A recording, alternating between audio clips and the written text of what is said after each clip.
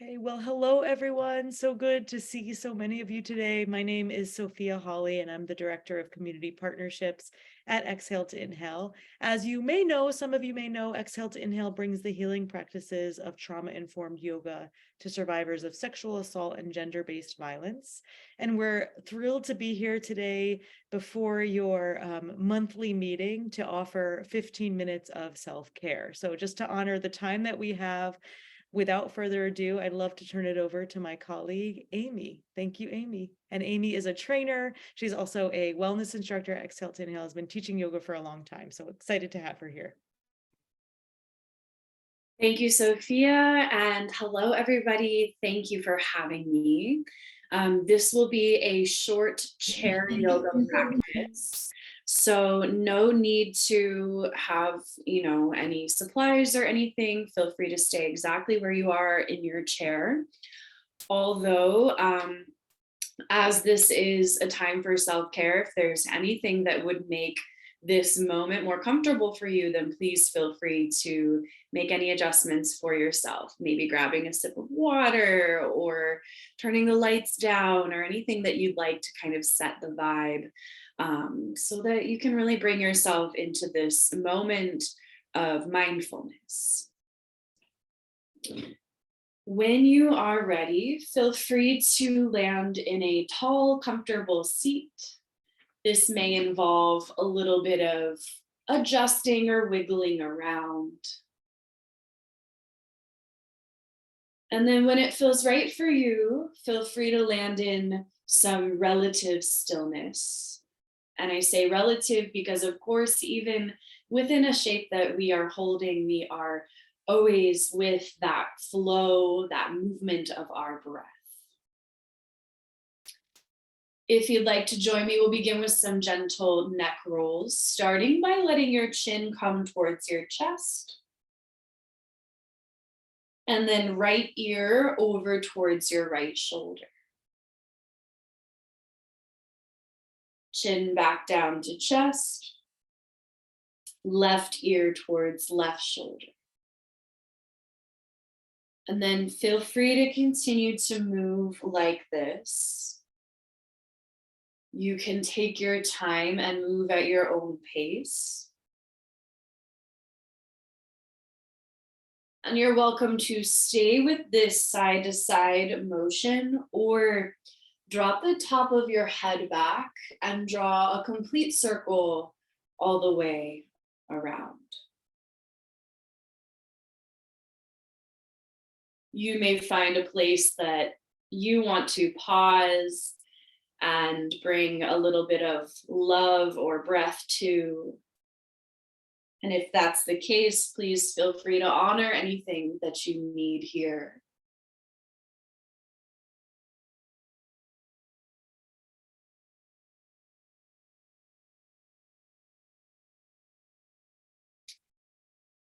When you are ready, feel free to land yourself back in a tall, comfortable seat.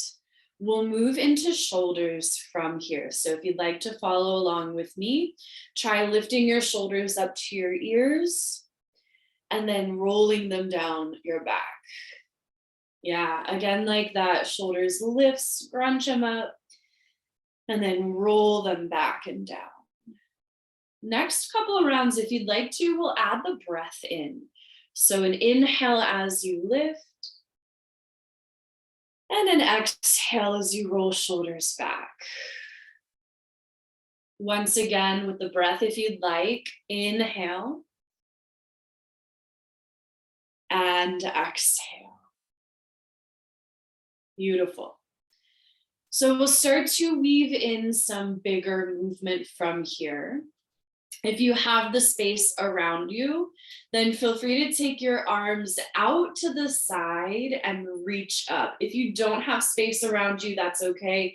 You could bring them a little more forward or bend your elbows if you need to.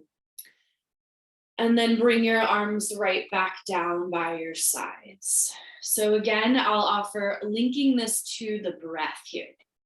So if you'd like, it's an inhale as you reach up. And an exhale as you float your arms back down. Once again, inhale as you reach up. And exhale as you float arms back down. Nice. This time, if you'd like, we'll add to this just a little bit. Inhale as you reach your arms up. This time as you exhale, can you find a cactus shape of your arms or a goalpost shape, right? So it's a 90-degree bend at the elbows. With this, see if you can bring your elbows back behind you to open your chest a little more. Maybe look up, tilt your chin up. Yes. From there, we'll reach up once again. And then float the arms back down by your sides. Yeah. So we'll take those pieces and flow them more fluidly with the breath. So if you'd like to follow along, inhale as you reach up. Exhale, cactus arms. Maybe you lean back, lift your chin. Inhale, reach up. And as you exhale, float your arms down by your sides. Beautiful. Let's try this one more time. Inhale to reach both arms up. Exhale, cactus arms, open chest, maybe lift your chin. Inhale, reach up. And exhale, float your arms back down by your sides. So nice. From here, I invite you to let your hands land either on your lap or, if you like, maybe one hand to your chest and one hand to your abdomen. So hands can rest on something, whether that's your body or maybe you prefer your desk or your chair. And then see if you can notice the movement of your breath here.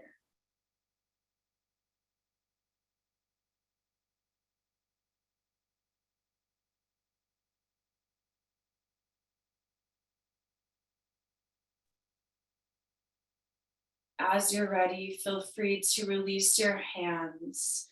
If they were on your body, you'll bring them down to your lap or your chair. And then try walking your hands over to the right side of your space. So I'm going to turn my chair so that you can see me a little bit better. But we are just finding a gentle twist towards the right side. So you may be able to put your hands on the arm of your chair or whatever it is that you're sitting on. Maybe it's your own right leg. And then feel free to turn your head to look over your right shoulder as well. This is going to bring your twist up into your neck as well as the rest of your spine. Last piece here, feel free to add in your breath so that as you inhale, you feel you're sitting up a little taller. And as you exhale, you might twist a little bit more. Doesn't have to be a huge movement. We'll try that one more time. Inhale to sit up a little taller. Exhale to twist a little bit more.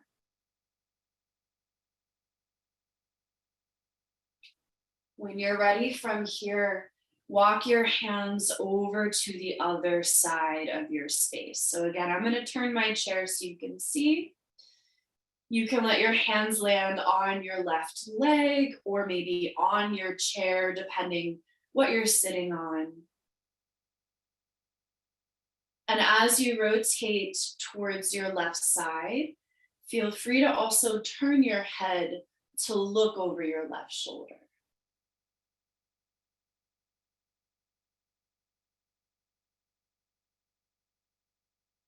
And then from here, we'll add in some breath. Feel free to try and inhale to sit up a little taller. And then an exhale to twist a little bit more. And again, that might be a very small movement. Once more like that. Inhale to sit up tall. And exhale to twist towards that left side.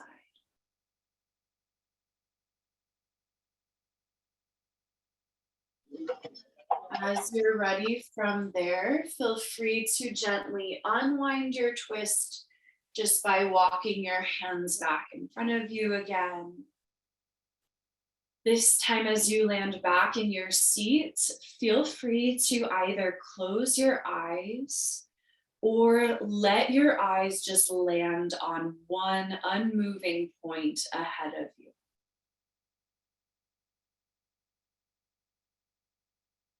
You may like to keep your hands resting on your lap, your chair, or your desk, or invitation to bring your hands somewhere else on your body, whatever feels grounding and comfortable for you.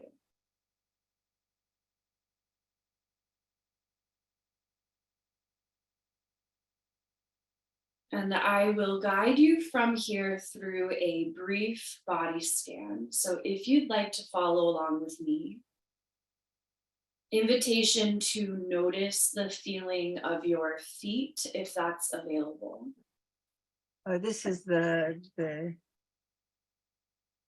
Perhaps you are feeling your feet touching the floor or whatever else they may be resting on. From there, if it's available to you, bring your awareness up the feeling of your legs, the feeling of your seat and the structure of your chair beneath you.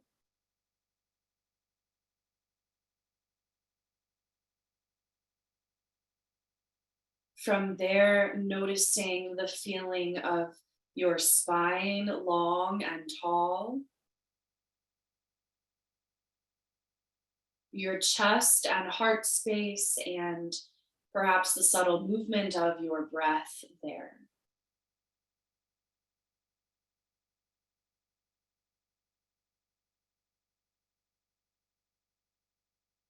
From there, notice the tops of your shoulders, arms, hands, whatever they are touching. You may feel any texture or temperature there.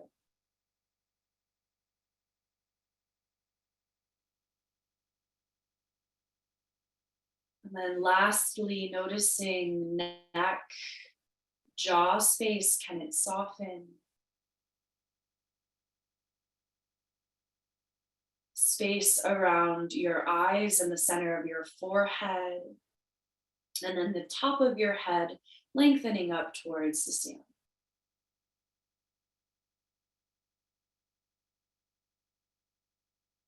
From here, can you land your focus on your breathing? And if you find it supportive, I'll invite you to watch about 5 or so rounds of your own breath, just tracing your inhale and exhale in your mind's eye here.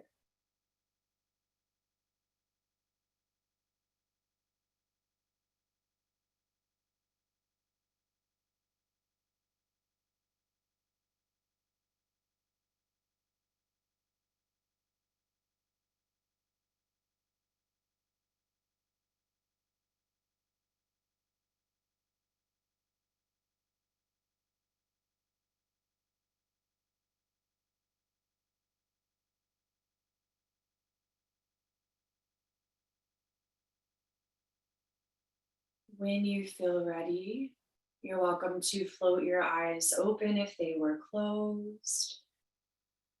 Release your hands from your body if they were there. Maybe find some gentle, intuitive movement to bring yourself back into the space. If I could leave you with one thing, it is just the knowledge that even the little simplest bits of movement, the quickest moments of breath or mindfulness can have a really huge impact. So thank you so much for joining me today, and I hope that you have a wonderful rest of your time together.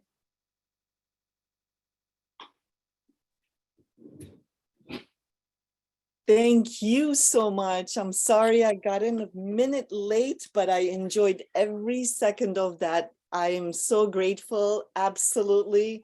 I wish you could do this to me, to us every day. It's so helpful to help us focus, especially as our meeting is about reflections on a forum that definitely drained us all. So thank you, Exhale to Inhale. And we look forward to the next time. Thank you all. All right. How wonderful was that? Thank you all for being here. You know the rules. Please keep yourself muted. We have a very big program today. It's nonstop. I'm working on a computer that's not actually mine, so I apologize for my background. And I hope you can hear me all. Thank you all for joining us. What an incredible way to start our reflection on CSW67. So while we let everybody in, I just want to remind everyone to keep introducing yourself in the chat. I want to give everybody a minute to settle in because we want to start with some polls that are going to help us shape our conversation as well. But I want to make sure people are checked in and ready to take the polls. So please go ahead and keep chatting. And again, thank you for being here. In about 1 minute, we can start the polls. And honestly, what I wanted to also just mention is that this conversation is really important, not only for us as organizers and activists just like you, but it's also to figure out how it is that we could improve on what it is that we're doing. And after all the training and orientation, we still get messages on people saying they can't understand the difference between CSW and NGO CSW. They don't know what is Generation Equality Forum that NGO CSW New York has been involved in for at least 3 years.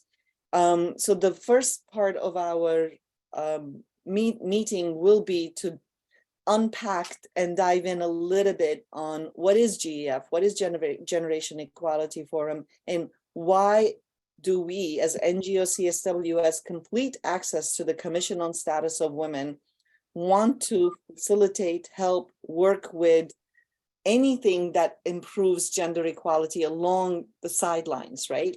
And that's the answer to, why we do this, because as much as we think CSW is the space to keep having these conversations, we also know that there's so much that we still need to achieve. We are not going as fast as we can. So we want to make sure to support any coalition, any process that will help achieve gender equality along the way. So Devin, I think if you are ready, I know there are still people coming in. Perhaps we can start the polls, and then I'm going to invite Karen and Fazili from GEF to have a conversation about what it is that they do and why they do what they do. Okay. Thanks, Hootie. And before I start the poll, I also just want to flag that we do have interpretation in French and Spanish for this meeting. So if you click the little interpretation globe icon, you can access interpretation there. Okay, start the polls. So there are 3 questions in this poll, so you might have to scroll down to see all of them and to answer all of them. The first question is to see what age group everyone's in. Second is to gauge how familiar everyone is with generation equality, which we're going to talk about next.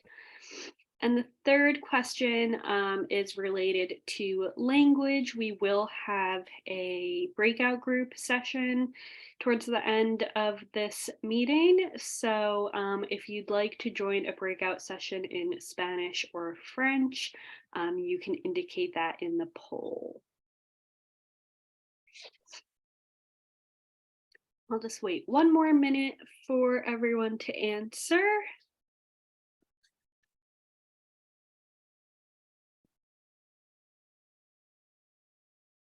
All right, looks like it's slowing down a bit, so I will share the results.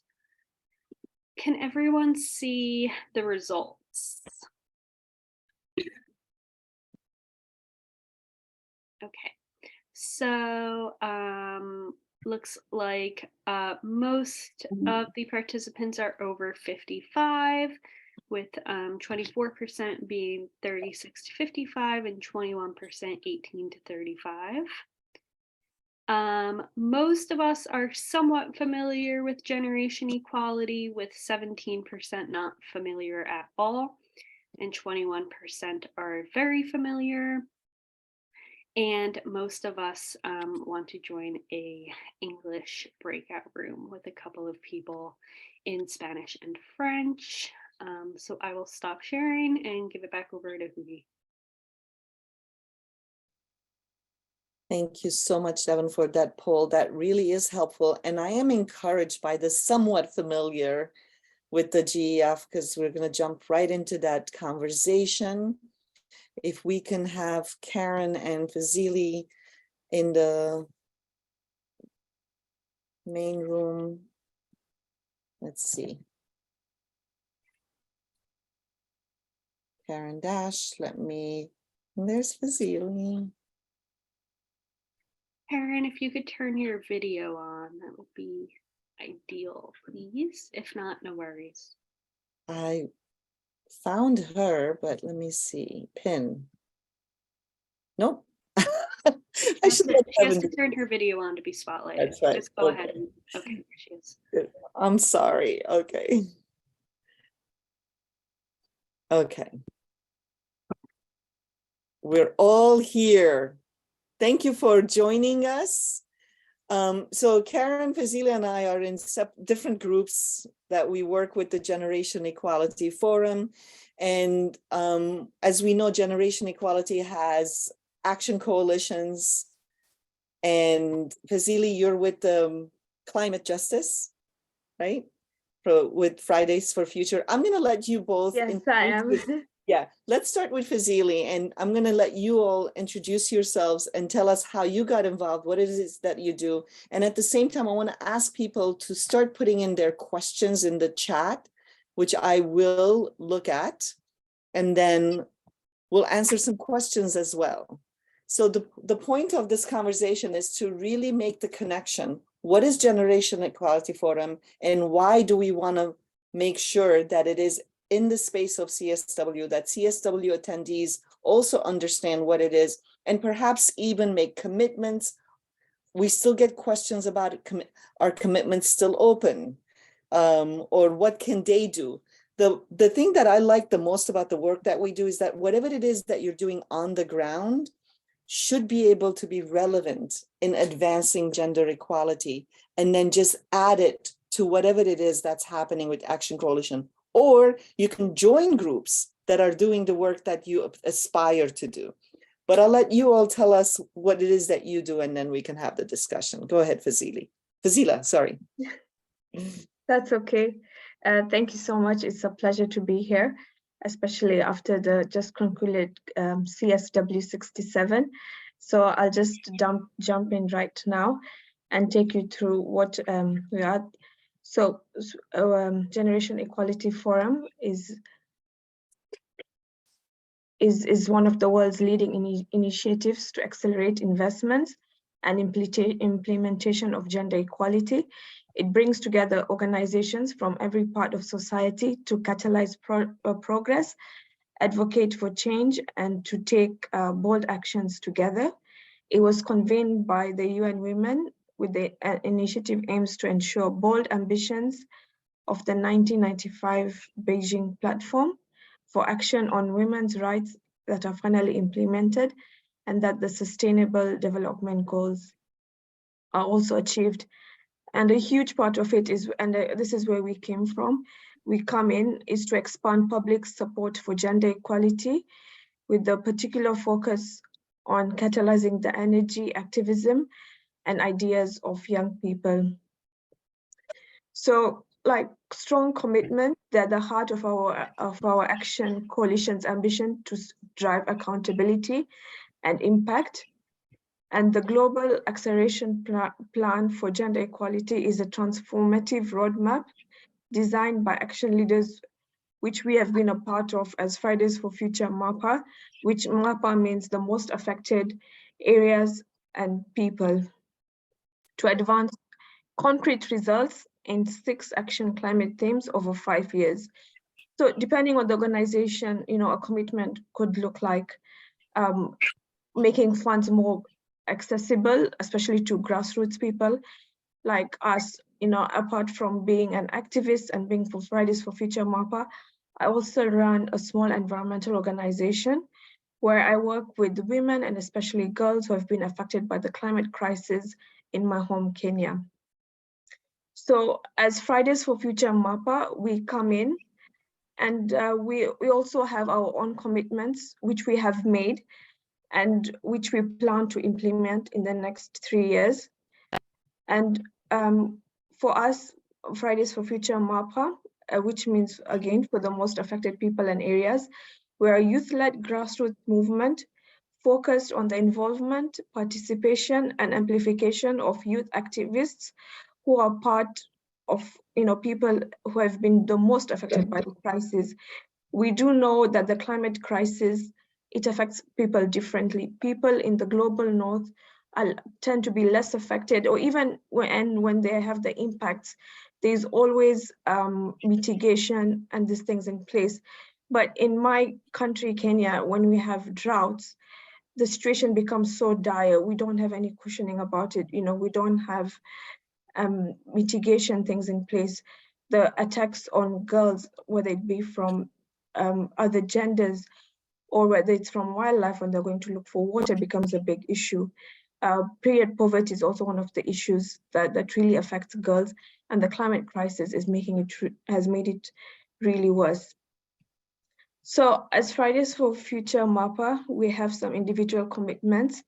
One of them is to amplify the voices of activists, and it comes under advocacy. Again, when it comes to the climate crisis arena, we do realize that most of the spaces are being taken over by people from the global north. So what we try and do our best is to amplify those people who are in the marginalized areas. And we do it through platforms, through global climate strikes, which we have twice in a year. And just working on ways in which we can ensure that there's fair representation. Okay, I'm gonna quickly interrupt to say that because we only have until 1:30, but I really appreciate what you're saying. You can also put links of your organization and what it does in the chat. I'm sorry to interrupt you, because what I really want to hear about is you did explain but the connection on why you also participate in CSW and GEF. And then, because I also want Karen to have an opportunity to speak before 1:30. Go ahead, Fazila. Yeah, and how can people, I know that Devin already put the link for Generation Equality Forum, but how can people join and commit and be involved as well? Okay. Yeah, so we were part of CSW67 because we wanted to showcase the work that our wonderful activists are doing. And a lot of the times there's a really big disconnect because of visa issues. We don't get badges in time. And even the costs, it's like very costly. So the idea of a virtual booth worked really well for us. We had really good engagement and participation as well. And we got to showcase our work of different activists, young people who are working on restoration, advocacy in the global south. And it was really good to have that. You can get involved through the website, and you can even register and become a commitment maker. And as because we're a youth group, we're always open to having collaborations. So if you have any ideas, if you could have any trainings that could help us, for example, financial training, or even like media advocacy, we'd really like that, and we're really open to that. So I don't want to take up a lot of the time. I'm going to pass it on to Karen. Thanks so much. Absolutely, and hopefully we'll have time to answer some questions too. Go ahead, Karen. Hello, everyone. Good morning, good afternoon. I'm Karin Dassa. I'm from Cameroon. How I got involved in the GEF, I used to be a member of the Generation Equality Youth Task Force and has been very active within the entire GEF process. Today, I'll be talking more about the Compact on Women, Peace and Security and Humanitarian Action, because during CSW67, I was the lead. I was leading the booth on the Hoover app, thanks to NGO CSW. And I had the task to ensure that I do a lot of localization around what the compact is all about and see how to get more people acquainted with the GEF processes. So the compact is the same as one of the action coalitions, as we have 6 already. The main objective is driving accountability and action on gender equality to address conflict and humanitarian crisis. So this is specially designed on issues around conflict, to address issues of conflict. Here we have what we call the Women, Peace and Security Agenda 1325, 2250 on Youth, Peace and Security, all that being addressed with this by the compact. It was launched in 2021. The compact has already welcomed 190 signatories. Amazing. We have government, we have civil society, we have UN entities and local organizations. This is a multi-stakeholder platform. It means everyone is invited to become a signatory. This is a platform where government, civil society, UN entities, they collaborate towards advancing the Women, Peace and Security agenda all around the world. So I'm using this opportunity to invite everyone to also check up and, of course, be a signatory. Together with this multi-stakeholder platform, the process is driving 5 years of transformative actions for sustainable and inclusive peace. You agree with me that all around the world during armed conflict, women bear the brunt of ongoing armed conflict, and conflicts are breeding grounds for violence against women and girls. And so the compact, together with which is a multi-stakeholder process, is driving a 5-year of transformative actions for sustainable and inclusive peace through strong partnership, improved monitoring and assessment of progress, and a focus on financing and advocacy. Financing is a critical topic when it comes to women, peace and security. Women, peace and security agenda, so many people, so many organizations have difficulties in accessing funding for their initiatives, a lot of advocacy as to what is going on in conflict areas, a lot of impunity. This is the right place where they're driving a lot of agenda when it comes to transformative change, financing and advocacy. The compact, I would have loved to do an illustration, but I'm unable to do one at the moment. When you go online, you get the compact. It has a page on a Facebook page, very active on LinkedIn, very active on Twitter, and on Google as well. So on their webpage, when you access the page, the first thing you see pictures of maybe flyers of quotes of women, and there is a sign up button. So that is where I'm inviting everyone to go check up their website, become a signatory, and join accountability change and join them in the next 5 years to join transformative change towards women, peace and security. They have 5 critical areas which they work. First, the financing aspect, participation in peace process, economic security for women, leadership and agency, protection of women's rights. The compact is working to realize a world for women and girls in conflict and crises in which financing, partnership and peace, access to peace processes, economic security, leadership and agency, and protection of women human rights are possible. The compact is working in ensuring peace and humanitarian action which needs to include the perspective and uphold human rights, perspective of women. So if I want to talk more about what the generation equality, what generation equality? Generation equality is simply a global campaign upholding women's rights globally. They realizing women's rights for an equal future. And the campaign demands equal pay, equal sharing of unpaid care and domestic work, end to sexual and gender-based violence, of course, and all forms of violence against women and girls, and ensure that healthcare responds to the needs of women and ensure women's equal participation in political life and decision-making process.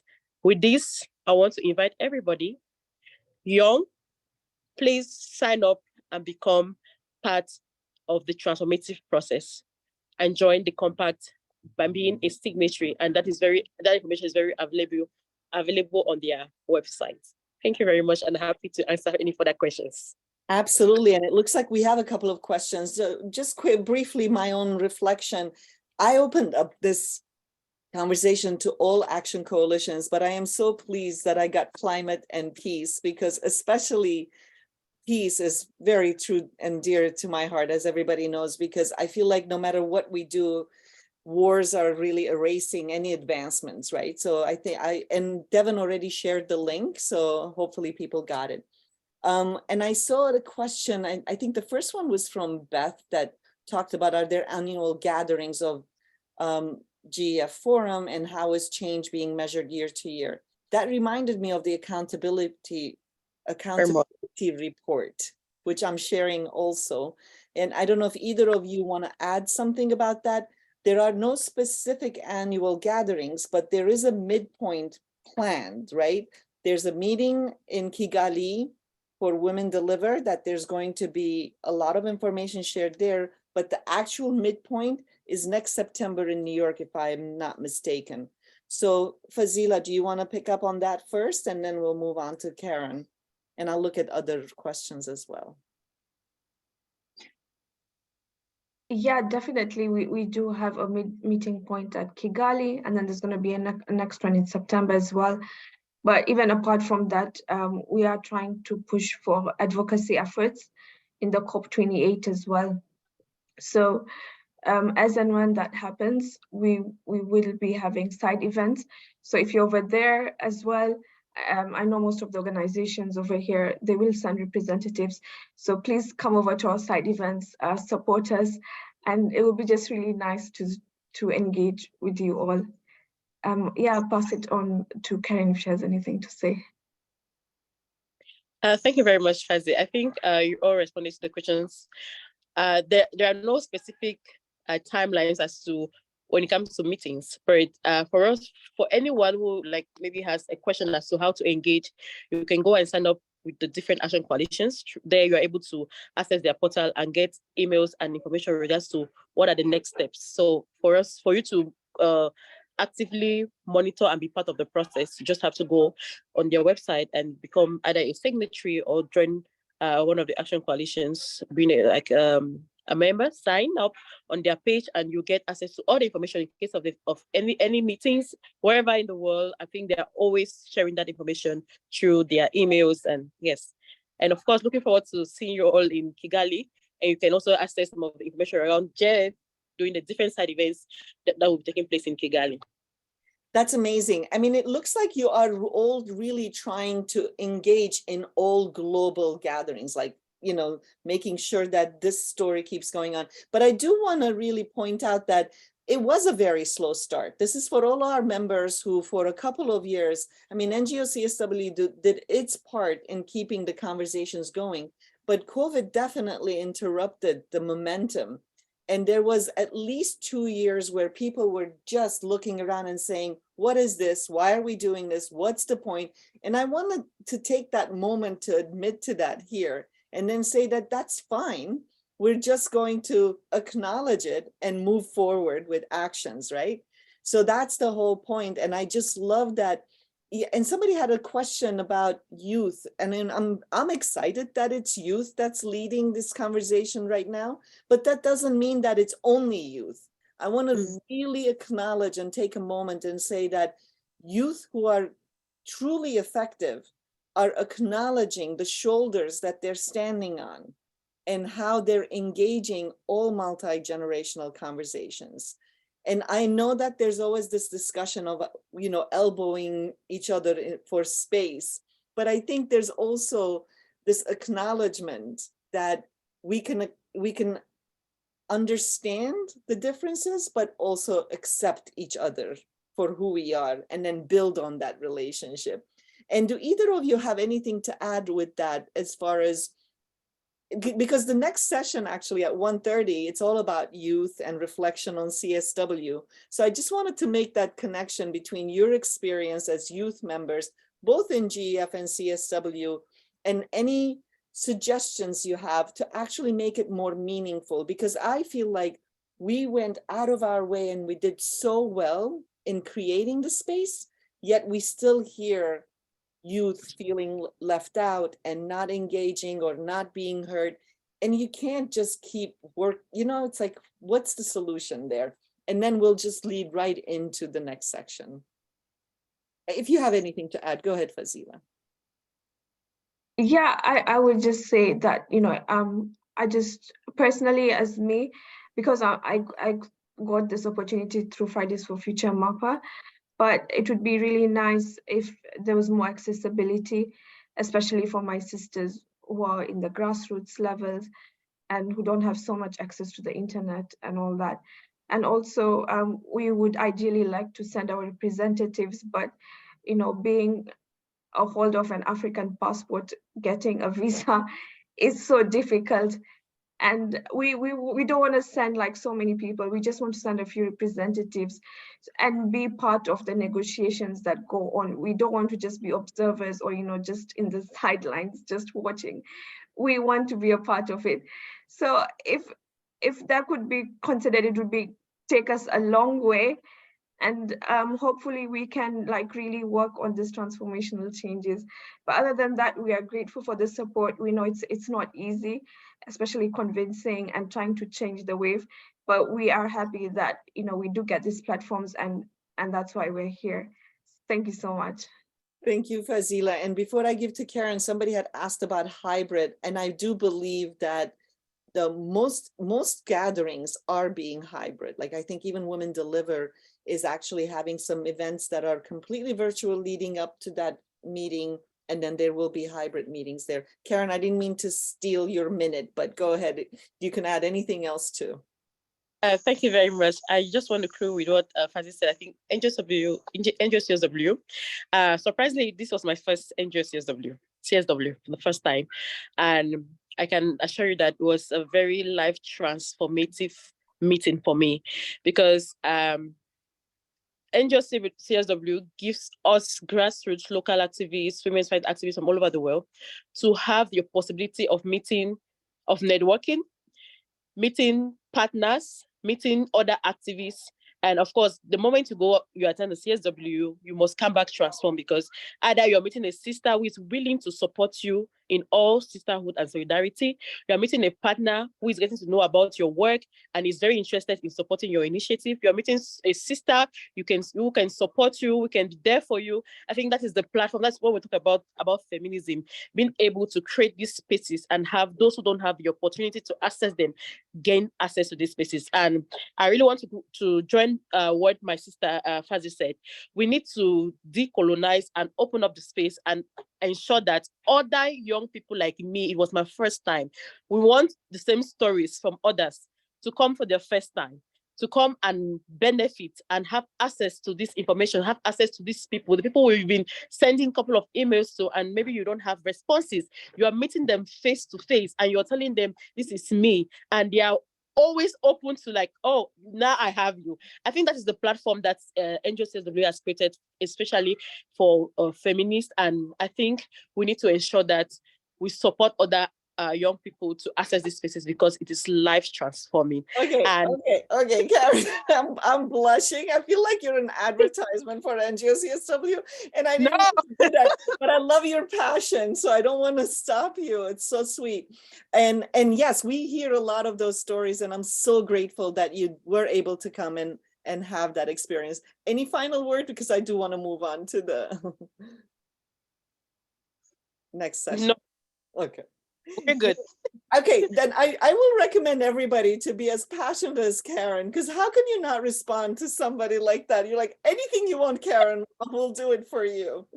Thank you so much for all the hard work that you both are doing, did. And if you are registered on our HOVA platform, please, there's still opportunity to go check these spaces that they created. Each Action Coalition has its own exhibit booth. Of course, we promoted it like crazy, but I just want to say, in case you missed it, this is what we're talking about. Without any further ado, thank you again, and I can't wait to see you in the next meeting, whenever that is going to be.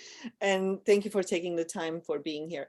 I want to bring on our powerhouse YLYP leaders. I am so excited for this next conversation, and I promise to move and figure out my background. I'm sorry, I look like a mess, but I apologize for that. But I'm so grateful that you're all here. I will hand the floor over to Devin, Safira, and Saida to lead the next half-hour conversation. Good to see you all. Thank you so much, Huri, and hello to everyone.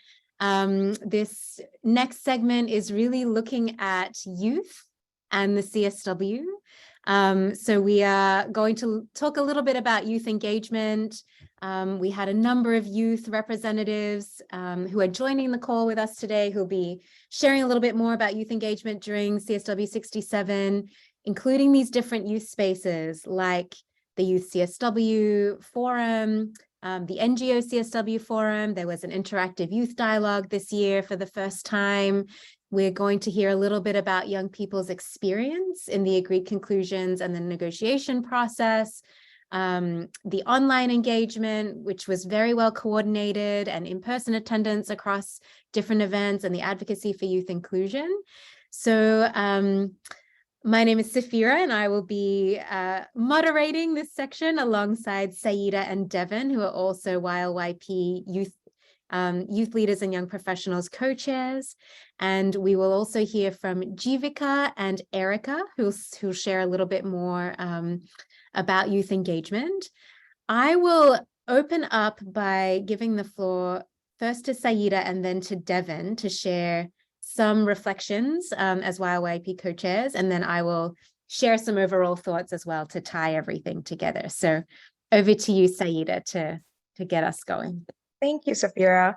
It was just such a pleasure to host so many young people at CSW this year, and we were especially grateful to our leadership program to be able to bring some young people in person at our first hybrid CSW since COVID. So that was very special for us to be able to do and support.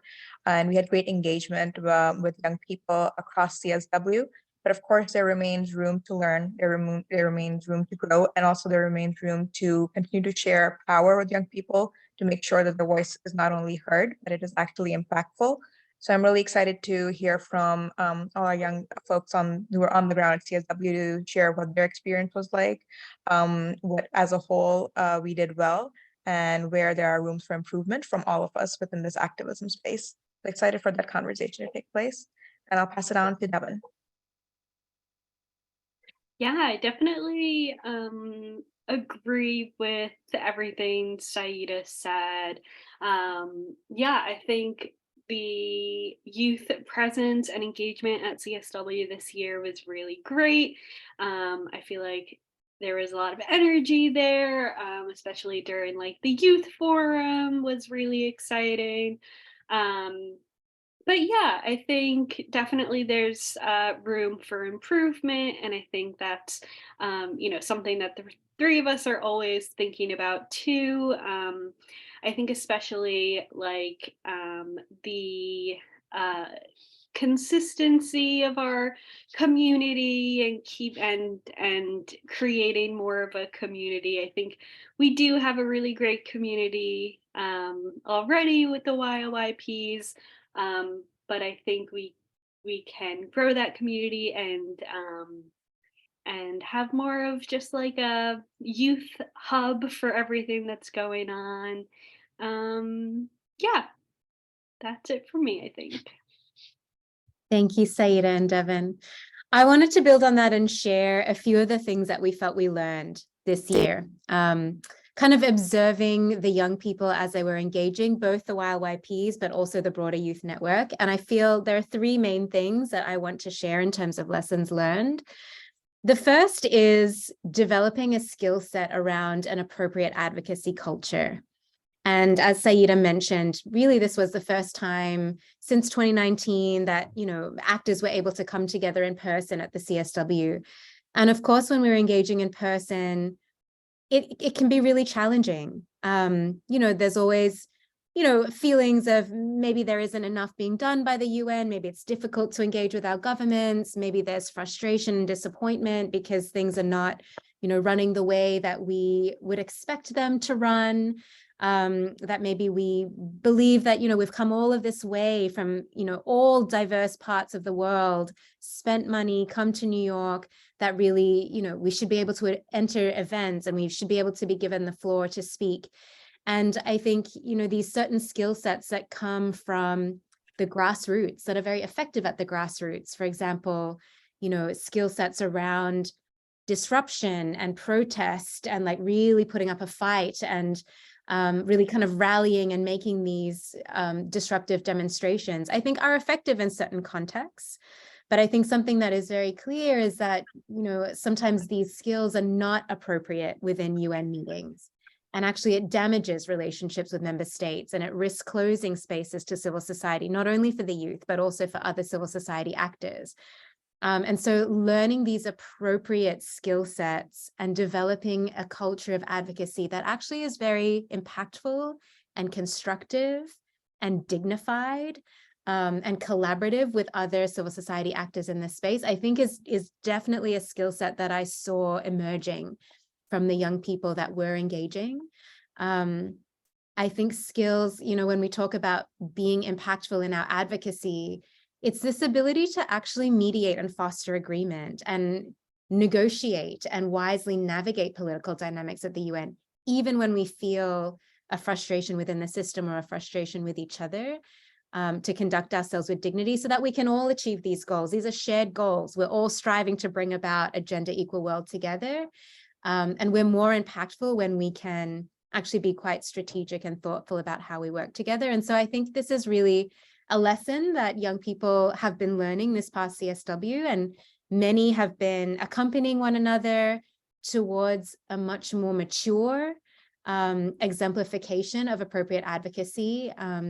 And I think also young people are really looking to those who are much more experienced, those who have been coming to CSW for decades. We look to your wisdom, we look to your posture of engagement, we look to your example and the way that you treat others. And so I think this is an important learning for our young people and also an important reminder that our actions are seen at the UN and they ripple through the thousands of participants who join us at the CSW. And I think these are appropriate advocacy skill sets that we are all developing together. And I think that the young people are actually becoming quite sophisticated at as they're developing those skills. The second thing I wanted to share is, you know, often young people are invited to speak to what it is, you know, being a young person, youth inclusion, youth participation. But there is this piece around technical expertise. And I think we did see this year that there were young people who were able to share from a technical perspective, where they are thematic experts of digital technology. They have experience that moves beyond just being a young person and just a young person's perspective. But young people have been able to show their concern and offer their contributions to those who are older than them and those who are younger than themselves. And this is leadership, actually. This is the piece around expertise. And so it's something that young people are also developing the skill set around, is to share a contribution to the priority theme and to the themes under discussion and negotiation at the CSW, as it applies to everybody, as it applies to the entire theme and not just to youth participation and the youth lens, of course, which is important to share and I think is a unique contribution to share, but that there is a much broader spectrum of contributions that can be made by our young people. And then the third piece, I think, is around the professional skill sets that young people were able to bring this year. And so, of course, young people are very fluid and fluent with online advocacy, social media, digital diplomacy, and we saw a real strength around that this year. And we also saw a strength that young people brought in terms of being very well read and well versed on the issues, where they've been able to, mobilize vast networks of young people at the grassroots and to bring that experience and kind of extrapolate at these higher levels of experience and best practice and share some of those insights. They were able to navigate geopolitical intricacies with skill and, really showing diplomatic respect and wisdom. And so when we saw this, I think this was very well done. So these were just some kind of high level insights that I feel has been learned every year.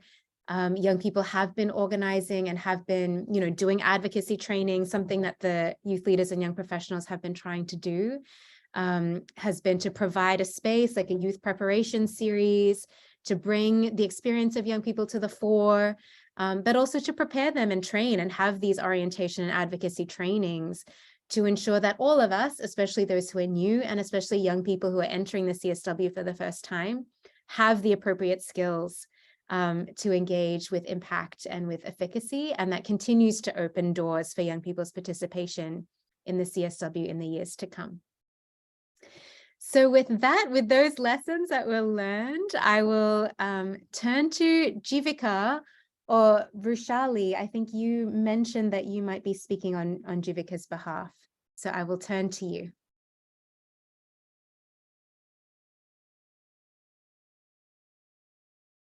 If you're able to unmute and turn on video.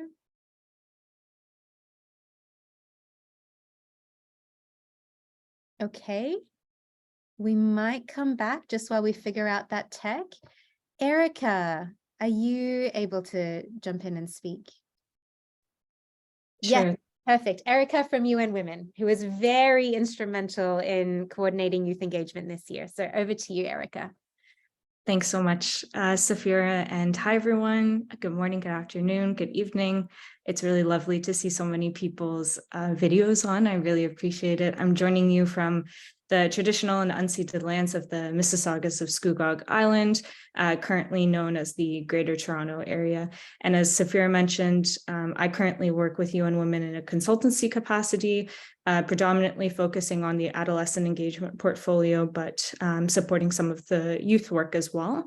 And what I wanted to utilize my time to share with folks today is just some of the absolutely fabulous and incredible work that youth and adolescents were able to convene and carve for themselves throughout CSW, because as I know, as we're all like-minded folks on the call, the participation of young people is truly vital to advancing our goals of CSW and the agreed conclusions. So just wanted to kind of share some key points on the role of young people and that we played throughout CSW.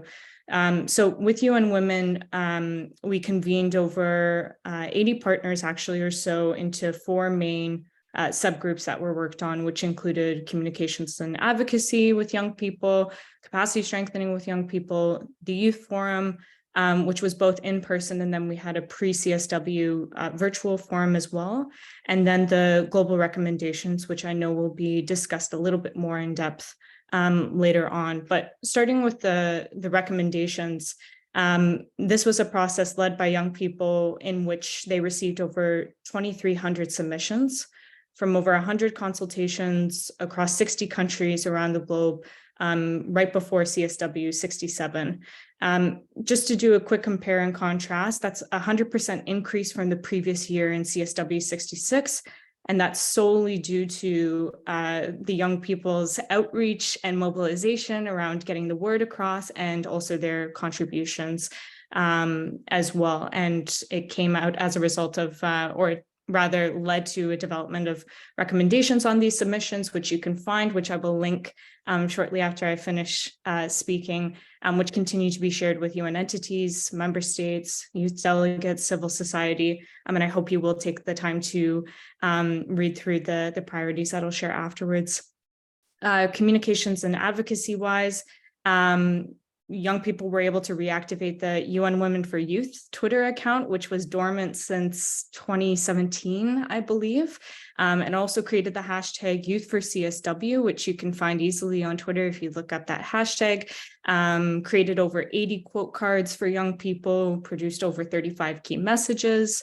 In terms of the capacity strengthening, I just want to utilize the space to give a massive shout out to NGO CSW, also for all of the work that they've done in terms of capacity building and the lead up to CSW, recognizing that this is a critical call to action from young people. And we were able to conduct also like a synergistic training session in collaboration with the Women's Rights Caucus and FOS Feminista.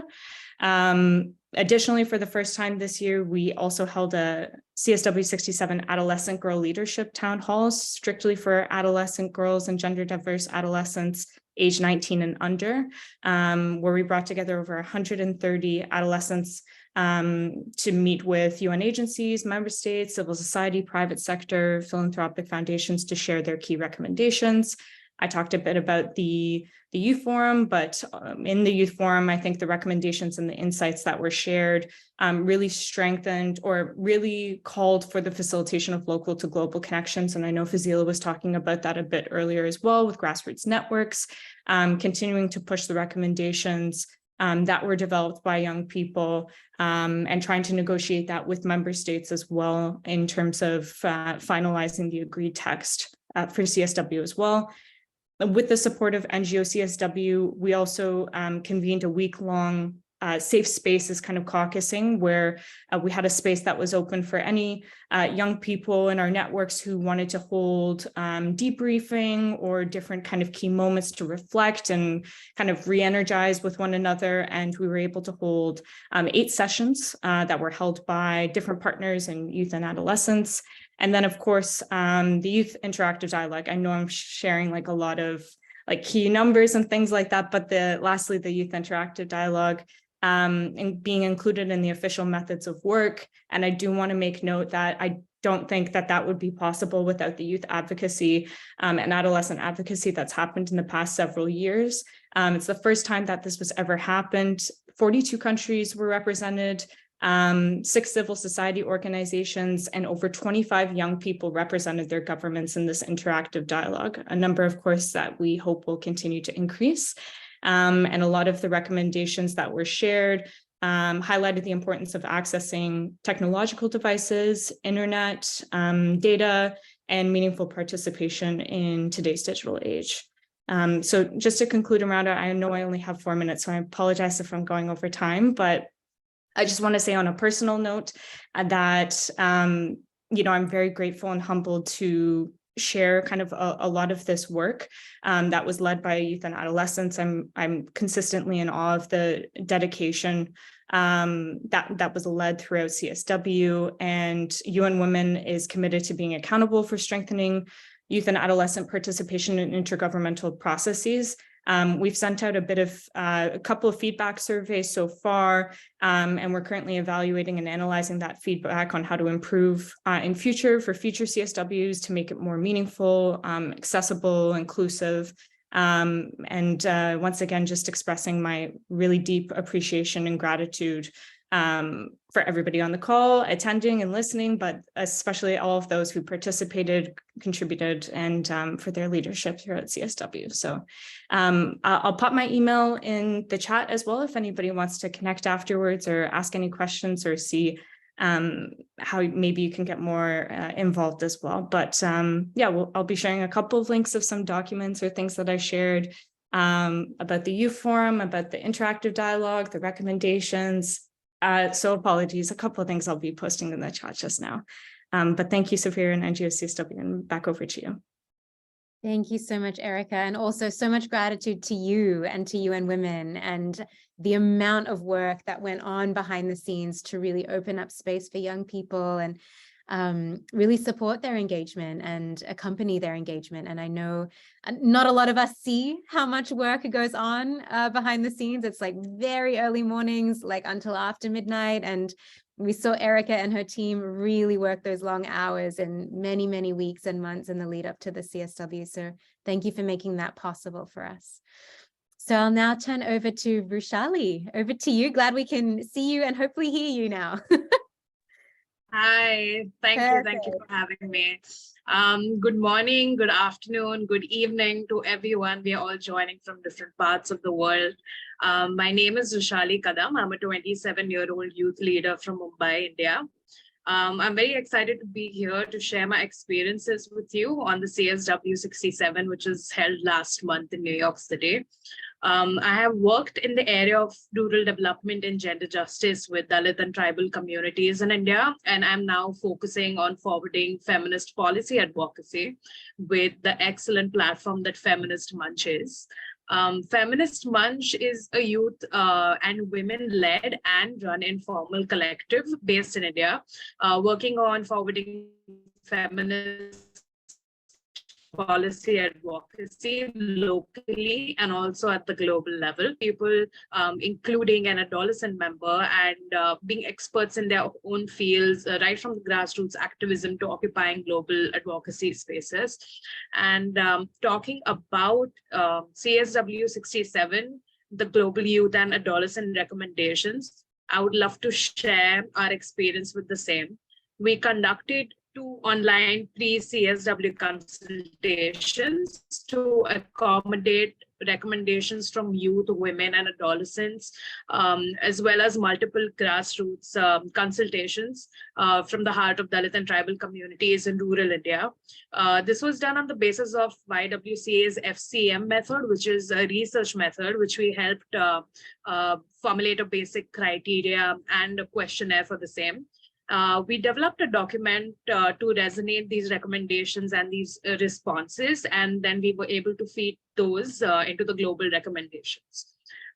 Secondly, 3 members of Feminist Munch were able to be there actually for the CSW67 in New York. 2 of our members were able to partake in the negotiation processes and were also sponsored. However, I was not able to partake in the negotiations processes because I went ahead with a privately funded trip, which in all honesty was a very difficult thing to do, but only to be able to participate in NGO CSW and the Youth Forum. But however, I would like to kind of iterate on how meaningful participation of young people as myself is in dire need of funding opportunities, and perhaps on the basis of some criteria, but the availability of such opportunities is required, especially for informal spaces such as Feminist Munch.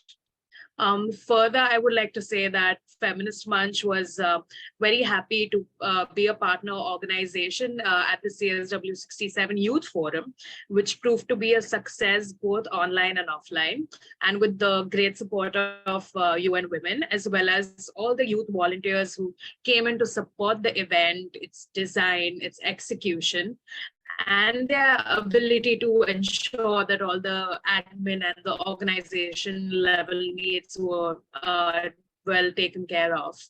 However, youth engagement also saw some challenges, such as many youth leaders experiencing racism during CSW, as well as outside it when going on and about their business, microaggressions on the basis of their appearance, and also so many remained absent from these spaces and these conversations, such as tribals, tribal, indigenous, Dalit, and other marginalized youth, due to a number of excuses, a number of reasons, including inability to even join a lot of the events online due to lack of access to technology. And one of the reasons, again, being the lack of funding. Participating youth also experienced language barriers, as only a few interpretations were available at the time. And I believe we would also, as youth, appreciate overall support, not only in the form of funding, but also educational resources and capacity building to be able to fully participate in the pre, during, and after CSW process. Also, adolescents continue to be excluded from CSW processes and conversations, although they contribute quite a lot and greatly to the forming of the global recommendations every year. we must really look into how we can make these changes in the future. I think towards concluding this, I would say that I do hope here on the senior officials, delegates of prominent member nations and other key members of the UN partake in youth processes very actively, as opposed to being there because they have to or because they have been invited to speak, and to support a sense of intergenerational solidarity. I also hope that youth engagement is taken more seriously here on as a continuation and expansion of the Youth Intergovernmental Interactive Forum, which we saw and heard of this year at CSW, but it also clashed with the UN Secretary General's address. So something that should have been probably avoided, as it shows that youth engagement was probably on a tokenistic representation level, which I truly hope it wasn't. And I also hope that ECOSOC accreditation shines a light on impact-making youth-led and youth-run organizations, both formal and informal, to make their presence known at CSW67 and the CSW ahead in the future. I hope that my experiences have shed light on the importance of youth engagement in global advocacy spaces and the challenges that come with it. And it is essential to ensure that the voices of young people are heard and their experiences are taken into account in shaping policies and decisions that actually affect them. Thank you so much for having me today. Thank you, Devin. Thank you, Huri. Thank you, Safira. This has been great. Thank you. Wonderful. Thank you, Rushali, for sharing those insights. Thank you to you and Jivika and also your team at Feminist Mensch. Really appreciate the work that you're doing and contributing. So that concludes the youth segment. I will now hand over to Ivy to introduce the next section. Thank you all so much. Thank you, Safira. Thank you, everyone. So I'm going to invite our speakers for this section, which is Jonathan Passmore and Aina Yambo and Ishan Shah. Oh, my goodness. I think we're all here. Yep. I'm here, Ivy. It's just for some reason on Zoom, my camera always does this to me. Familiar with it though. Okay, we hear you very clearly. Oh no, everything's fine. It's a okay, good. If there's a young person who's capable of making my camera not do that, I'd be exceptionally grateful, but I've yet to figure it out. Okay. So you get a family holiday pick instead. I hope that's okay. Wonderful. Thank you for being here. Thank you, all of you, for being here. And we are running just a few minutes late. I hope maybe we can borrow a few minutes of the breakout time for this, because I don't want to hear less from you. And so we're going to be talking today about the, CSW67. This is like a briefing, our reflections on that, and also the negotiation process. The positives, the challenges. So we did get an agreed conclusions. We just heard from, wonderful, the youth leaders and young professionals and, all the youth engagement that happened during the CSW. Lots of positives there as well. And also that it was the first time at CSW that we're discussing this topic, right? I have to always keep checking what the actual priority theme, how it was worded, but it was innovation and technological change in education in the digital age, right? For gender equality and women's empowerment. And so in that sense, right, it was norm setting in this area. It was, new topic again. So we're gonna hear three different, perspectives.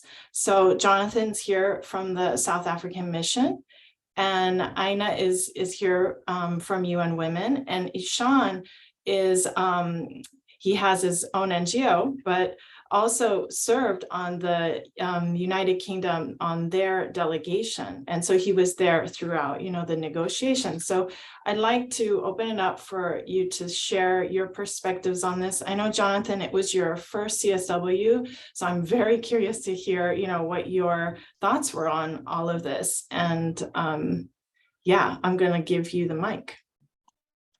Thank you, Ivy. I'm going to hopefully have my camera on, and if it flashes too much, I'll turn it off. Yeah, to start with, it was indeed my first CSW, and it's a meeting you often hear of the what it's like, etc. But I think no one can quite prepare you for the CSW, and experiencing it for the first time is quite an eye-opening experience. And an extremely steep learning curve, it must be said, not just from the 2 weeks of the actual CSW, but beforehand. For me personally, the experience of learning all about CSW whilst being the expert supporting the chair of the CSW and being in the bureau was an even better learning experience, but one that I was very grateful to have a degree of patience, because there was so much flying around at any given time, and I might have some elements of PTSD from it, if I can be loosely. I think we all suffered briefly from it in the weeks that followed. The experts only now starting to emerge from their hiding holes at the UN. I think the first thing that struck me is it's difficult to understand the scale of the CSW and the intensity of it. From a bureau perspective, the commission actually starts in the first week of the General Assembly, and that's in September. In mid-September, our first bureau meeting was just before high-level week in mid-September, and we start to prepare everything. It runs on a very proficient calendar. The Secretariat has the whole work plan laid out.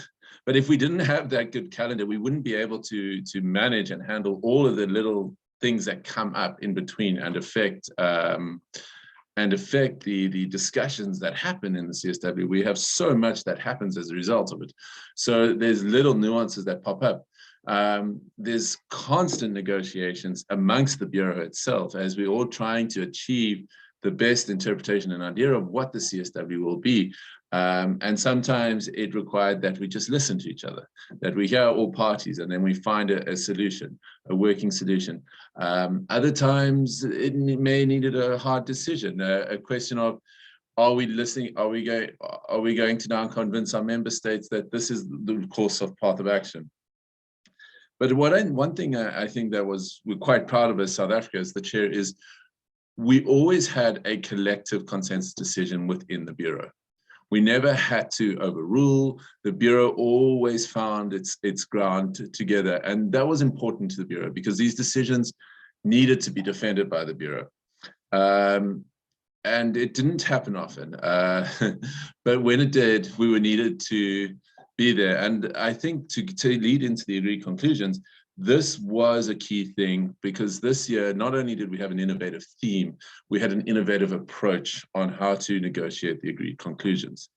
And it was a Bureau decision, and the Bureau had to go to the membership and explain its decision-making process. And had we not been a united front, had we not been agreed collectively, this would have been harder. But one of the things in the change of the approach was that the Bureau stood firm on it, and we supported the facilitator through. In fact, the first reading of the agreed conclusions, the room won't know this because it's a closed room at the UN, but the first reading had the entire Bureau membership sitting up front with the facilitator, just to reinforce that we are here to support this method, and we're here to listen to member states. And we allowed the opportunity for them to air their trepidations and their concerns. But that demonstrable show of support was key in allowing member states to accept that this approach was going to be taken. For those who don't know, what we did in the agreed conclusions, the approach that was innovative or different, was that we looked at the last few years of agreed conclusions and said, there are certain paragraphs that we argue over time and time and again, and we come out with agreed language. They're going 4 years back, we always have the same language. It comes to the same conclusions. So the facilitator and the Bureau decided, let's just put that language in there and say those are closed paragraphs, with the understanding that nothing's agreed until everything's agreed. But we don't want to negotiate paragraphs we already know the outcome to. So there were, I think, 45 of those.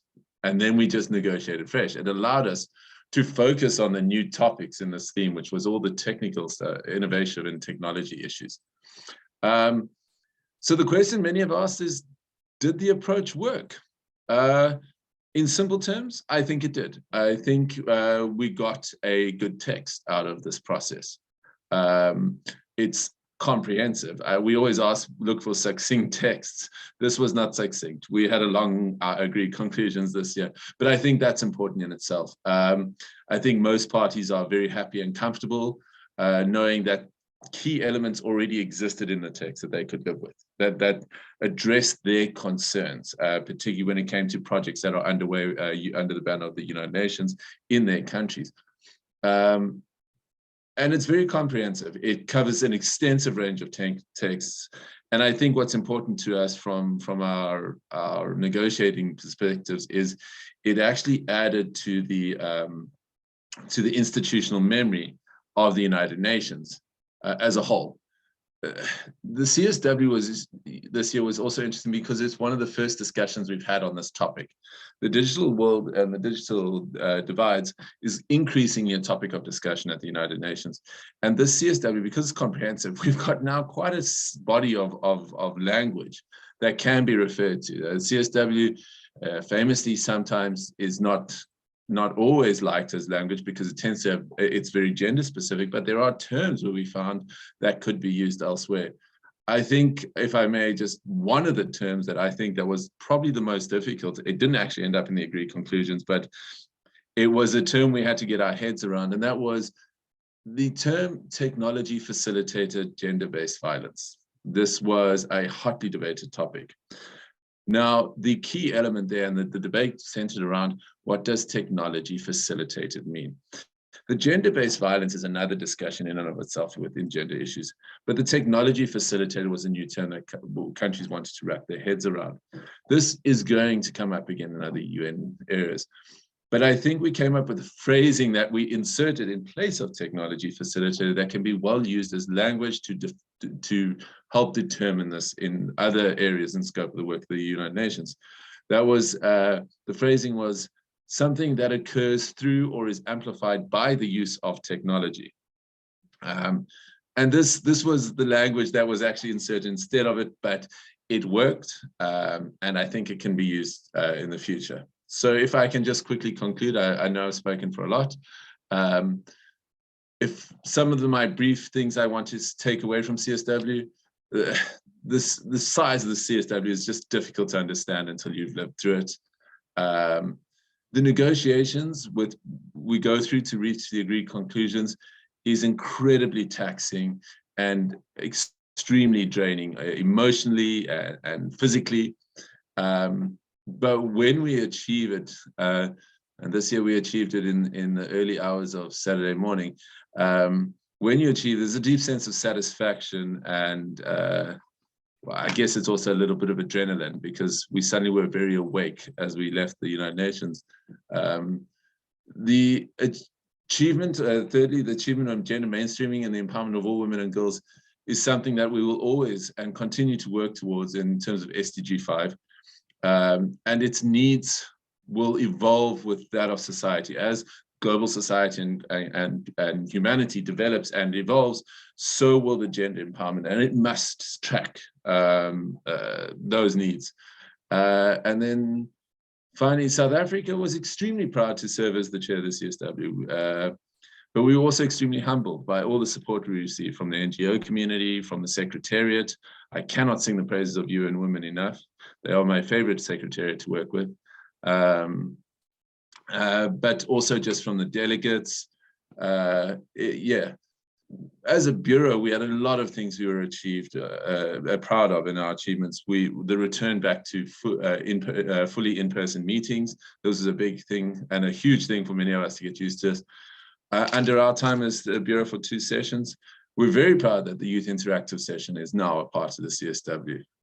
This is a key element for us, and we're extremely proud of it. And just generally, we managed to adopt 2 good agreed conclusions. We also had a key thing where we wanted great interaction between the Bureau and the NGO committee, and I think we were able to do that. So we're exceptionally grateful to the participation of all stakeholders in the CSW, but in particular the NGO committee. The level of cooperation was exemplary and key to the ongoing success of the CSW. And I also just want to have a special thanks to members of the NGO community. So thank you for camping out with us as we negotiated through the night. Although I must say, as we were starving in the room, there was all the NGOs sitting with pizza. But we were very happy to see you guys there in support of us as we look more and more exhausted. So thank you. Thank you so much, Jonathan. Your excitement is, yeah, I could feel it. And thank you for all the points. And yeah, the last 2 years working with the Bureau has been such a pleasure working with the chair. And we felt, yeah, all those things, positive things. And we hope it continues with the next Bureau. Yeah. And your favorite secretariat to work with, UN Women. We're going to have Aina speaking from her perspective from UN Women next.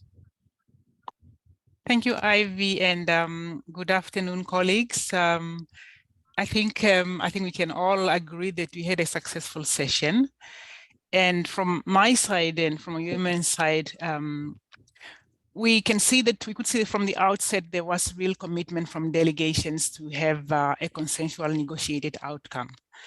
They came to the table with a view to reaching agreement, and we got that. What I can also say is that nobody got all they wanted, but everyone got something out of it. And that's a good thing, because after all, that's what negotiations are all about. So maybe I just want to give a brief reflection on the agreed conclusions themselves, because for us, they set new normative gains on a topic with timely and crucial relevance to the entire world. It's really a landmark achievement on gender equality, technology, and innovations. And Jonathan mentioned they are long. So I will highlight maybe only some of what I consider to be gains, but I think they should be read in their entirety. One thing is a reaffirmation of the importance of the full, equal, and meaningful participation and leadership of women and girls in science, technology, and innovation. The Commission recognized and expressed grave concern about the continuity and interrelation between offline and online violence, and we hear about this every single day, and I think there was a huge focus on this, also in terms of, I think what Jonathan talked about in terms of the terminology of technology facilitated GBV, but also because this really happens through or are amplified by the use of technologies. And I think they need to really to have measures to eliminate those acts. The Commission recognized the need to focus on capacity development policies and sustainable support of all women and girls. And also really to strengthen the capacities of developing countries. Now, the Commission also wanted targeted measures to address the growing digital divides within and among countries, and recognize the need for inclusive and equitable quality education in STEM for women and girls. I think this was highlighted a number of times.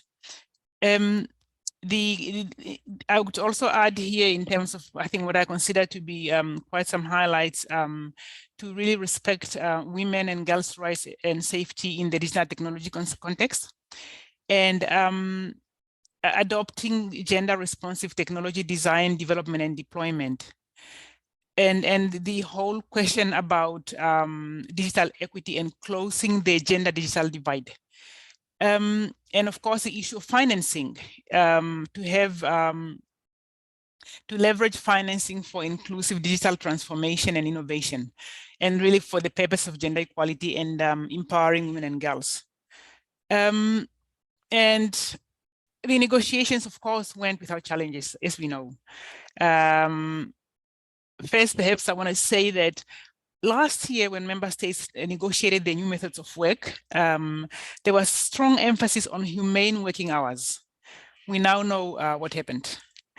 There was also emphasis again, or re-emphasis again, that the conclusion should be short and succinct.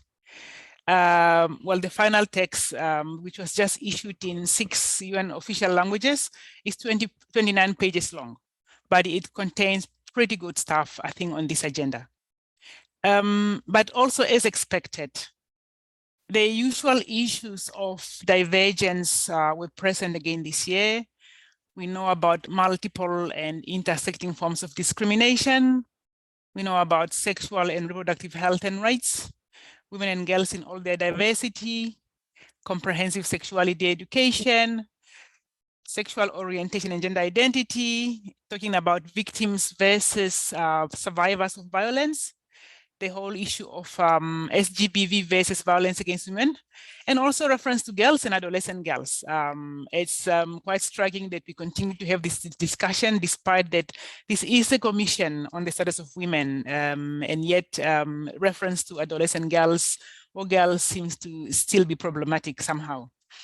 Other issues that were also discussed at length is also to really have a balance between development and human rights, but also in terms of technology transfer and whether or not to use a caveat on mutually agreed terms. Heated discussions took place along those lines. And then we know the discussions on the Global Digital Compact and requests to include it in the conclusions, but also those who felt it should be excluded so as not to prejudge other discussions that are ongoing. Jonathan talked about technology facilitated GBV, so I won't go into that. But then perhaps the last point, and I think for those of you who were still awake and were in the room or in the corridors, did hear about the language on foreign occupation that stalled negotiations during the final stages. I just maybe want to end by emphasizing again, I think, and Jonathan very much highlighted this, really the strength of CSW and its outcome. I know a lot of efforts have gone into this from governments, from the UN system, but also really from you as civil society. I think you have worked very hard and really in advocating and making sure that the issues that are so important to women and girls are very much addressed by member states as they do the undertake the negotiations. Now that that whole process is over and we have had sleepless nights and we are recovering, we really now need to support the alignment of the agreed conclusions with other intergovernmental processes that are going on. Notably, I would just highlight here the SDG summit that's coming up. We, of course, have the HLPF coming up in July, the ministerial meeting for the Summit of the Future, the summit itself next year, including the Global Digital Compact. One thing is, and as I said in the beginning, I think everyone sees something in it for themselves. They are not a one-size-fits-all, and really depends on different national realities. But we do need to rally for implementation so that they don't just sit on the shelf, so to speak, and collect dust, because otherwise all these efforts would have been for nothing. And I think we owe it to the women and girls out there to make sure that our advocacy continues and that we continue to advocate for implementation. Thank you much. So true. Thank you so much. And Aina, thank you for making us think about the future and all the connections that we can make, you know, with HLPF, SDG Summit, Summit of the Future happening next year, Global Digital Compact. From what I understand, you can still give inputs to that until the end of this month. I believe it's April 30th, right? So yeah, we still have Ishan. I want to give him some time to reflect. We will have breakout discussions after this, but implementation and us keeping up with the advocacy, Aina, is one of the intentions. This is not going to be the end. We're going to continue talking about CSW67. For us, it's, yeah, Okay, Ishan. Thank you so much, and thank you for inviting me into the space today. Speaking as the UK's youth representative, but also as a UN Women National Gender Youth Advocate, which is where my CSW journey started back in 2021. But just want to say first that it was a tremendous privilege to be on the UK delegation and to have access to my negotiators and member state mission in New York. We work with young people and civil society in general all over the world who don't have access to their member states, who can't speak up on these issues to do with gender equality more broadly, but also in the context of the priority theme this year. And I made it very clear to the UK delegation before I even set foot in the room that I wasn't just there to represent UK youth or the privileged few who have access to the UN, but I was there to bring forward the global youth and adolescent recommendations, which are contributed to by over 3,000 young people, as Erica mentioned previously, but also the voices of the Women's Rights Caucus too, and you're sitting in the room in the negotiations, with my computer open, with all the markups that we as youth did and with the Women's Rights Caucus did. And in that regard, very grateful to the UK mission for being so receptive and open to our suggestions as youth and civil society more broadly, but also moving beyond our UK border, I guess, and looking at the voices of global youth in all our diversity. As Jonathan mentioned, it was grueling to be sitting in the room for so many hours at a time. As a young person, as one of the youngest in the room as well, it was quite exhausting physically, emotionally, and it was with the support of those sitting outside the room as part of the Women's Rights Caucus, the Young Feminist Caucus, all the young activists who stuck with us, honestly, on a personal note as well. I couldn't have made it through without their support. From the UK's perspective, the UK was pushing forward their three key priorities, the 3 E's, which was education for all women and girls, empowering women and girls to close the gender digital divide, and eliminating all forms of technology facilitated gender-based violence. And beyond that, the UK was really looking to push for a very bold text with very ambitious language. Unfortunately, as with many intergovernmental processes, the text always gets watered down when you get to the final hours of the negotiations.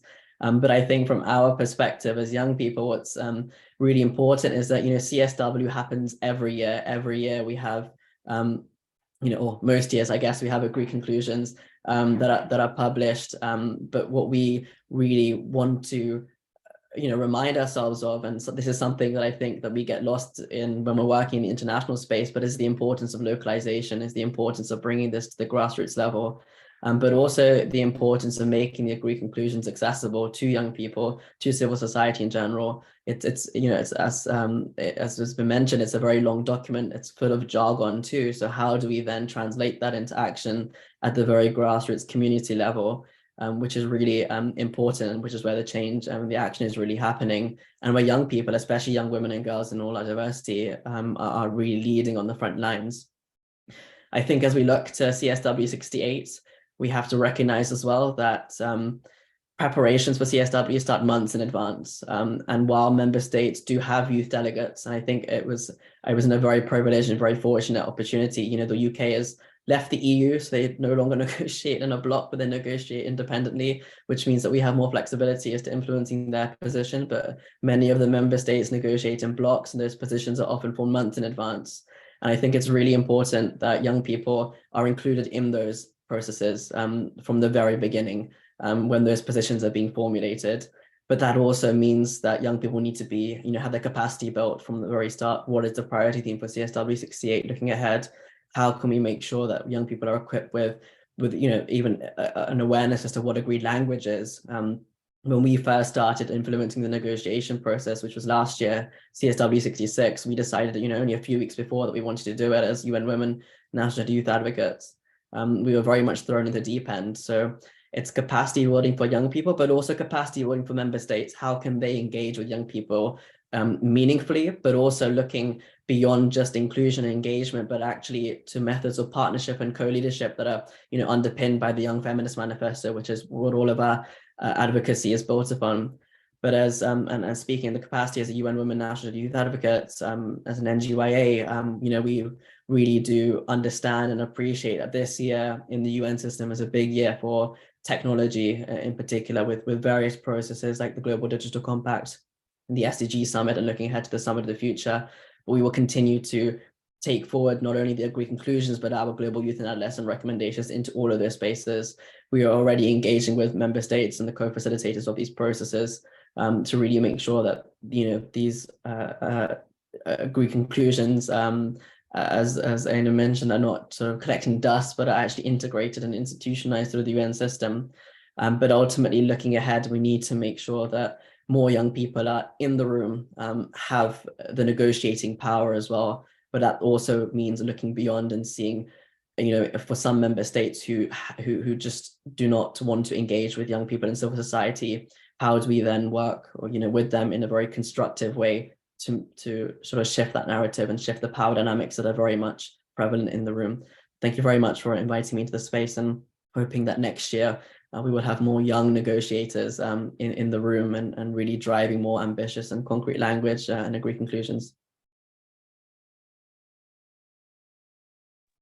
Thank you so much, Aina. I'm amazed. Like you and Huri must have been thinking at the same time, because you put up those 6 languages at the same time the question came up. So, but Ishan, Aina, Jonathan, thank you so much for all your contributions. Thank you for all your work and your stamina throughout the CSW. And we hope to continue to build on our relationship, NGO CSW and all of you. We're going to actually break out into groups to talk more among civil society. You're also all very welcome to stay as well. And I thought, really what great timing, all the things that you had said, this global digital compact coming around, and Jonathan said, we have now some terms and languages that we can use, right, in other spaces. So definitely all of that energy that you put into CSW is going somewhere beyond just CSW too. So that's encouraging to me to hear. So we do have translators right now working, interpreters into French and Spanish. And we are going to have breakout groups, and we will have them join those. We will have a Spanish speaking and a French speaking breakout group. So if any of you didn't answer the poll at the beginning, if you can please indicate in the chat if you need to be in that specific group so that we can put you in that. And before we go out into the breakouts, just to say that we would like to focus really on the CSW. We know that NGO CSW put together the forum, the virtual, and the in-person. And there were parallel events and all of this, and there are logistical things as well. But if we can focus on CSW session more than on the forum, that would be wonderful. Although you're very welcome to speak about whatever you want in your groups, we do have 3 suggested questions for you, and we really hope you can self-assign, organize yourselves in your groups and find a facilitator for your group. And we will have time, we will leave time for sure for some people to report back. We're not going to report back from all the groups. That's it would take too much time. So what we're doing is having everyone put their notes in the Jamboard. And if you can't figure out how to do this Jamboard, don't worry about it.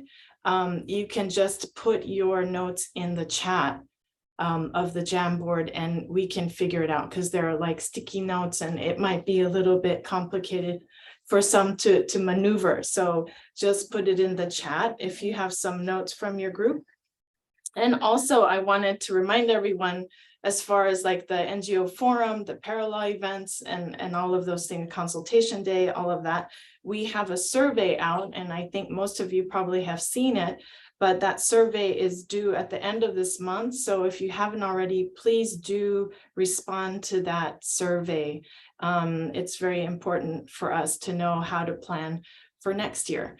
So that's it for my announcements. I think we can go out into our breakout.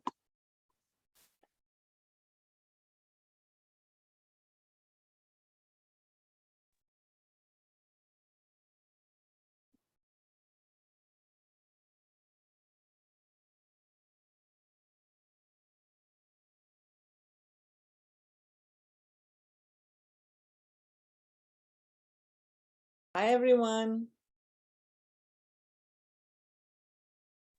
Hi. How big is our group? Hello. Hello. Thank you Everyone so here. much. Wait. We're not in breakout rooms yet. The big group. This is just the main.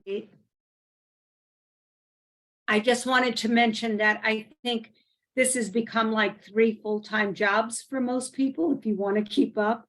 And I really, really appreciate the level of expertise that was manifested on this meeting, because you have to choose where you can allocate your time. And this was really, truly valuable. And I thank you all for making it that way.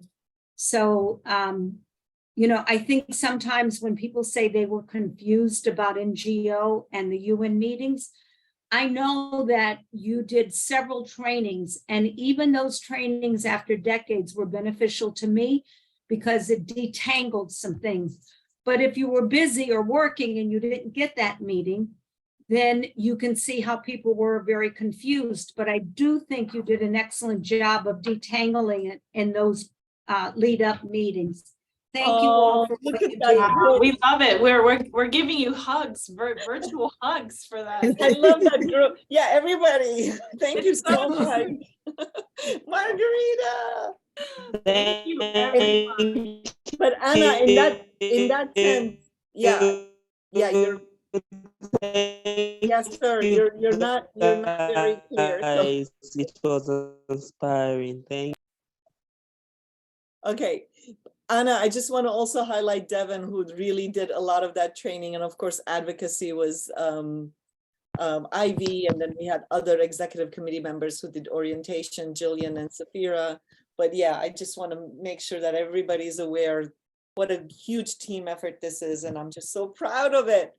And Margarita, of course, our executive committee member, is in this group too right now. So thank you all. I'm proud of all of you. Thank you all. It's been wonderful to work, and I feel like we made great progress with in terms of civil society's voices to be heard on a totally different level. So Yeah. thank you all. Let's keep on keeping on. Thank you, my dear. You can close. Bye.